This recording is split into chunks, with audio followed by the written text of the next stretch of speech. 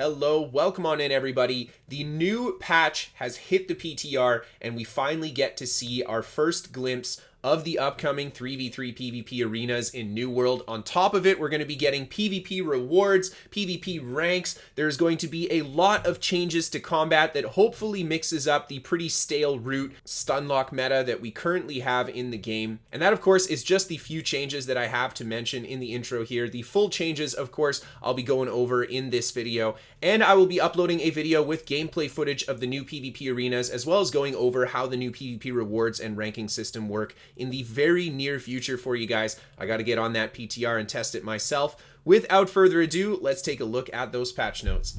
Starting off, we've got the 3v3 PvP arenas coming, and this is going to be a best of 5 contest with the first team to win 3 rounds basically winning the 3v3 arena. Each round is going to be 2 minutes long, and as the round continues, there's going to be a field of fire that makes the arena smaller, forcing people to engage. 2 minutes seems a little bit on the short side for a 3v3 to me, but we'll see how well this plays out. And of course, they aren't going to be exactly 2 minutes because it seems like that's going to be the point when the fire starts to push everybody closer together. Players level 20 and above can also queue for the 3v3s by opening the modes menu. This is pretty interesting. I like that you can queue for the 3v3 anywhere. However, allowing level 20 players and higher to do it, I'm curious if they're going to be in their own level 20 to 59 PvP arenas, or if they're going to get thrown in the mix with the rest of the level 60s as well. With the new arenas, we're also getting some new PvP tracking and PvP rewards. We're going to have 2 new PvP currencies, PvP XP and Azoth Salt. You can earn both of these currencies by engaging in any PvP related activities such as War, Outpost Rush, 3v3s, PvP arenas, PvP open world kills, and fort captures. And you get bonus Azoth Salt for earning XP while flagged for PvP as well. I'm curious if this counts towards things like questing XP as well and just killing monsters. If so, it seems like you'll be able to get the Azoth Salt from basically doing anything while flagged, which would be a huge bump for open world PvP. And then there's going to be the PvP reward tracker, which you can earn rewards from by earning PvP XP. It seems like similar to the crafting disciplines, once you hit 200 plus, you will have 3 notches that you can hit with the PvP XP, and you'll get a reward for each notch that you hit on your way to the next PvP level. 3 rewards will be drawn from a pool where you can get to select and purchase one of the offered rewards using your Azoth Salt. So it seems like you're not just going to get a random reward from this, but you're actually going to choose from a list of rewards, and you're going to have to use that PvP currency in order to get it. And then, of course, at the 3rd notch, the best rewards can be found, and you'll be ready to level up your PvP rank, I guess. And this will happen automatically on purchase of your 3rd reward or a manually selected option. I like that there isn't as much RNG attached to this loot here, just based on how this has kind of been described. But again, something I'm going to have to go on the PTR in order to test. And then, of course, as you continue leveling up your PvP rank, hitting more milestones will allow you to unlock more exclusive reward content, achievements, and titles. So yeah, we'll see what long-term PvP rewards we can get from this new system here too. We've got new expedition mutators, and the depths has been added to the mutator list as well. Now let's get into those detailed combat changes. The Focus 300 attribute point bonus no longer grants mana regen. Instead, it will grant a flat 8 mana per second for the duration of the effect, and they increase the diminishing return on subsequent applications of stuns and roots. Duration reduction per application increased from 20% to 50% per application, and the max reduction increased from 80% to 100%. So I didn't actually know there were diminishing returns on stuns and roots already that did exist at the 20%, but it's been increased significantly to 50% now. Hopefully this helps a lot with the stunlock one-shot builds that are super prevalent in OPR right now. And yeah, we'll see how this kind of plays out. They reduced the physical armor increase from the 200 Constitution attribute bonus from 20% to 10%. This is mostly a nerf to the heavier armor weights than anything else. And then they added a 1-second delay to stamina regen after a dodge. This delay matches the functionality of the stamina regen delay that triggers after releasing block. This is a big nerf to the rolly builds. Big nerf. So I'll go on the PTR and I'll play some PvP and see how much this actually impacts PvP gameplay. But yeah, People aren't going to be rolling as much or as often because of this change 100%. They reduced the stamina damage increase from the 150 strength attribute bonus from 50% to 25%. They also limited the attribute bonus to only apply to light attacks. People were having a lot of issues with heavy attacks from things like Great Axe breaking block really quickly, so hopefully that helps fix that issue there.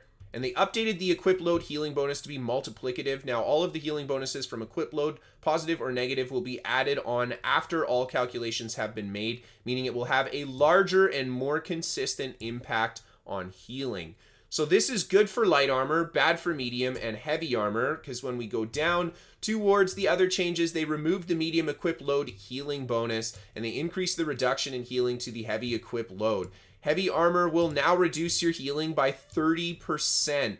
Light armor will give you a 30% bonus and medium does nothing. Big changes to the healing values based on armor weights there, so it'll be very interesting to see how this kind of plays out when we get into PvP and actually can test some of this on the PTR. And they've made melee attack homing a little bit better for the melee weapons, which is always nice. Then moving down the list to some Outpost Rush changes here. Outpost Rush consumables will now have a max stack size of 100. Thank you. This is such a good change. They increased the quantity of items granted from gathering trees, ores, and rawhide, and they increased the speed at which items are gathered by 30% in Outpost Rush. Turning a capture point now has a minimum time of 10 seconds, and each player will reduce the capture point time by 10 seconds per player on it. This won't affect, I think, the capture speed if you're by yourself, only if you have a lot of players on the thing. You can now shoot projectiles through your own spawn door, and you get credit for kills inflicted by damage over time attacks as well now. So just some nice little fixes to Outpost Rush there. And then just a lot of fixes to some perk issues here. No huge changes outside of things like gathering efficiency, which is now going to be much better than it used to be. However, it indicates that it only increases as a % of the base speed rather than the total. So we'll see how much this actually has of an impact, but I think this is a net pretty big buff to the gathering efficiency perk on your tools. Big nerfs to Gravity Well. They reduced the damage of the burst from 125% to 100%. They reduced the lifesteal amount from 20% to 50% based on gear score to 15 to 35%. And then finally, they fixed an issue where the perk was triggering 2 instances of damage. They reduced the stamina block damage of Gravity Well as well, of the secondary burst to prevent the situation where players are taking a lot more stamina damage than they wanted them to. And for the most part, just more fixes to the perk stuff here. Some huge changes to dodging, roots, and slows. Dodging is now allowed while rooted. However, the player cannot move while rooted, but they will still get the invulnerability frames of dodging. Being slowed will now affect the movement of your dodge. If you are slowed and you dodge, you will now move less distance based on the power of the slow. And Ice Shower, Ice Storm, and Gravity Well no longer disable dodging. So if you get hit by the root, you won't be able to move with the dodge. If you get hit by a slow, your dodge won't go as far, but you are not locked out of using your dodge for those invulnerability frames. This gives dodge the ability to tank things like roots that it just didn't have before. I'm very, very interested to see how this will impact the game's meta. Big time, especially with light armor getting the only healing bonus now. Now moving on to the weapon changes. For the blunderbuss, mostly just a lot of fixes. The freedom passive for the blunderbuss tree has been reduced from 3 seconds to 2 seconds, but no longer has a decaying speed bonus. Future planning will now trigger per mortar charge shot instead of on the activation of the mortar charge ability. Some huge changes to bow. They reduced the recovery on basic attacks. They fixed ability cancels on basic attacks. I'm not sure if this means they removed the poison arrow cancel or not. They increased the projectile radius on all attacks except penetrating shot. They added cancel windows to weapon readying animations. Players can now sprint cancel when lowering the weapon. They added missing cancel buffers when lowering the weapon as well. Poison shot and penetrating shot now use the same fire cancel inputs as rain of arrows. So I believe this does mean that you will not be able to light attack cancel the poison shot or penetrating shot anymore. Reduce the hip fire startup and recovery, and increase the move speed while hip firing from 1.65 to 2.25. Reduce the hip fire modifier from 0.8 to 0.6. Reduce charge shot damage multiplier from 1.7 to 1.5. They reduced the charge time and recovery for charge shot though, and they reduced the power of Bow's aim true passive from 30% to 10%. So net, a lot of changes to Bow that seems like it's going to make it smoother to use the weapon, but I think we're going to see a nerf to Bow's actual damage with a lot of these changes, especially if the poison shot no longer cancels like it used to. It seems like Bow is something we're going to have to go on the PTR to test to see how it feels, whether it feels better or worse than live. And then moving on to Fire Staff, Meteor Shower has had the casting range increased and the base damage of it increased as well. A little bit of a buff to Judgment of Helios, giving a 30% weapon damage increase when you stand in that rune now. And Pillar of Fire, this ability now allows movement during the casting animation. It's actually a really nice change to that skill too. All in all, just seems like a few little buffs to Fire Staff, but nothing super major. Great Axe, we talked a little bit about Gravity Well, especially the Insatiable Gravity Well perk getting quite a few nerfs. Whirlwind had its base movement speed increased while spinning from 3 to 3.5. Gusting Winds, they increased the speed bonus from 50% to 100% as well. And then Hatchet, Berserking Purge, they fixed an issue where this would not properly remove stuns if you used it too soon.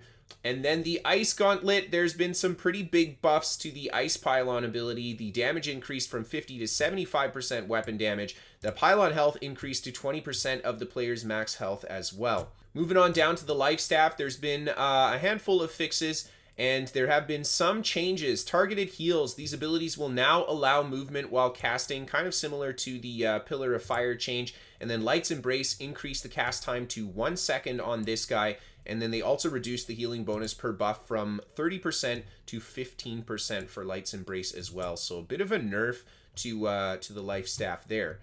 And for Musket, there is generally just a lot of fixes to it, but there have been some changes to the trap skill. They have increased the model size of traps in order to make them more visible and to match the size of the trigger volume of the trap as well. For Rapier, they increased the bleed damage of Tondo to 10% from 7% per tick.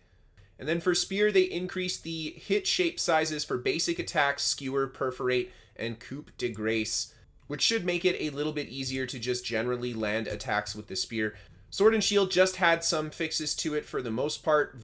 For the Void Gauntlet, Refreshing Frailty has been adjusted so it has a 5-hit cap per attack on cooldown reduction. Refreshing Precision reduced the cooldown reduction from 10% to 5% and added that 5-hit cap as well. And then the Void Blade, they reduced the block stamina damage multiplier from Void Blade's heavy attack from 2.0 to 1.5. Again, seeing a bit of a nerf to heavy attack stamina damage, just kind of across everything this patch. And then they increased the Scream root duration from 1 second back to 2 seconds. Yeah, the 1 second Scream was honestly terrible, so I think that's okay. And then the Warhammer Path of Destiny, they fixed an issue where crits were not dealing increased damage, but reduced the base damage a little bit to kind of match the fact that it wasn't critting before. And that's it for the patch notes. All of the big changes that are coming to New World with this new patch, 3v3 arenas, all that good stuff. I would love to hear what you guys think. And I would love to hear your guys' impressions of this patch once you actually get on the PTR and are able to do a bit of testing. Of course, I'll be uploading another video very soon for you guys, showing off a little bit of the 3v3 arena gameplay, as well as talking a little bit about those new PvP rewards. I've got a ton of New World PvP builds on my website, pvpnewworld.com, if you guys want to check that out. You can follow me on Twitch if you want to catch some live gameplay from me, and of course, give me a follow on Twitter if you want to keep up to date with what's going on with me. I do the New World top 5 battles, and I feature builds on the channel, so if you have an awesome build that you want to share, or perhaps an awesome clip that you want to share, you can send that to Kristofer at pvpnewworld.com. This show is sponsored by What the Fast. They're a VPN for gamers. They can give you better ping to your favorite games, especially if you have a bad ping value to start. It is free to try. There's a link down below in the description for you. And last but not least, a massive thank you to all of my patrons on Patreon. Thank you guys so much for supporting the show and keeping it going. Thank you everybody so much just for tuning in and watching today. Look forward to more 3v3 PvP stuff from me in the future, as well as just generally lots of PvP content.